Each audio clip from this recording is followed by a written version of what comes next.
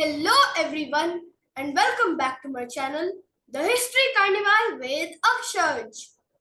You might have heard about the Reformation, one of Europe's biggest historical events. It was when the Protestants tried to bring a simpler and reformed form of Christianity and replace the rituals and superstitions with the word of the Bible. Let's discuss how and why Christianity got reformed in today's video. At the start of the 16th century, the Roman Catholic Church was the most powerful organization in Europe. It was headquartered in Rome and its head was the Pope. The Pope was said to be God's representative on earth and had a lot of power. He was powerful enough to start crusades, wars, and make or break European royal families. However, by the beginning of the 1500s, they became corrupt. Catholic nuns and monks were supposed to live a simple life, but they started living luxurious lives. They wore vestments made of the finest silk, and churches were decorated with gold altars, stained glass windows, and so on. To raise money, the Catholic Church sold indulgences or certificates given to people so that they could gain forgiveness for their sins. People could buy indulgences even for their dead relatives. The Catholic Church also sold relics or body parts of saints, Jesus Christ, or Virgin Mary.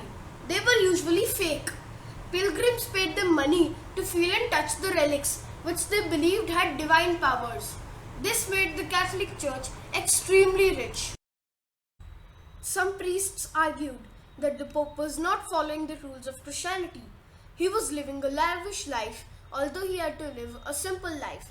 Jesus Christ had a simple life and he preached against greed.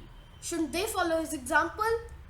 Those priests attacked the Pope by preaching against him and writing books explaining their beliefs. Due to their protest, they were known as Protestants. The Reformation came in waves. The first one from Martin Luther, the second one from Switzerland, and then other waves came. These waves created different sorts of Protestantism. One of the Protestants was Martin Luther, a German monk. In 1510, when he visited Rome, he was angry with the wealth and corruption he saw there. Luther wrote the 95 Theses, a list of arguments about church abuses. He nailed it to the door of the Wittenberg Castle Church in 1517. This is said to have started the Reformation. During that time, Henry VIII was the second Tudor king of England. He had a wife called Catherine of Aragon, an erstwhile Spanish princess. Henry desperately wanted a male heir, but Catherine couldn't give one, and by 1525 she was unable to bear any more children. By that time, Henry had fallen in love with Anne Boleyn, who was beautiful, intelligent, and witty. To marry her, he needed to divorce Catherine. To do so, he needed the Pope's permission. But the Pope didn't give him the permission to divorce Catherine and marry Anne. For 6 long years, he tried but failed. Then he had an idea. If England was no longer Catholic, he would be the supreme head of the Church of England and would no longer need the Pope for his personal matters. In 1534, the Parliament passed the Act of Supremacy, which confirmed England's break from Rome and the creation of a separate Church of England. This made a separate Church of England and Henry became its supreme head. He also started the dissolution of monasteries, in which he shut all of England's monasteries and abbeys down and amassed their wealth and land. However, Henry did not reform the Church of England much. It remained Catholic throughout his reign. It was just independent and not controlled by the Pope. After Henry died in 1547, his son Edward succeeded him. He was a strong Protestant and a stronger believer in the English Reformation than his father.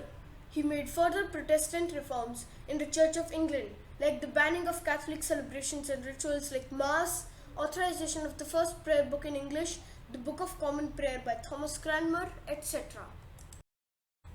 In the year 1553, Mary I became the Queen of England.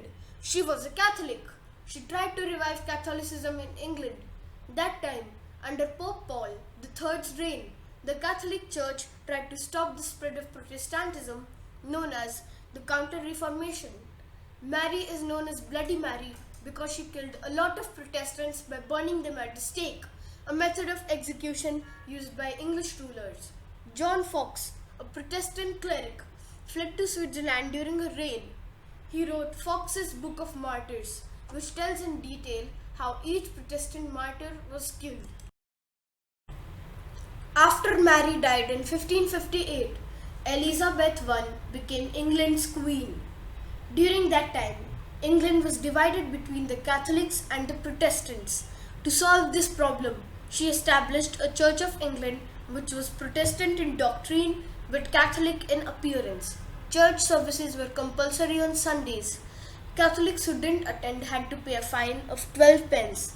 Other reforms included that priests could marry, church services were conducted in English, Cranmer's Book of Common Prayer, outlawed under Mary I, returned, etc.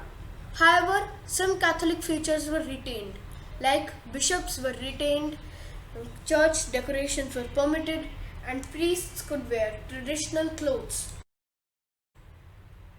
The Reformation gave birth to many ideas we enjoy today, like capitalism, modern democracy, civil rights, individualism, etc.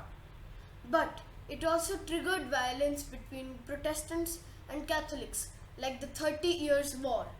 At present, most Christians are Catholic and Protestants are the second largest in terms of population, as you can see in the data.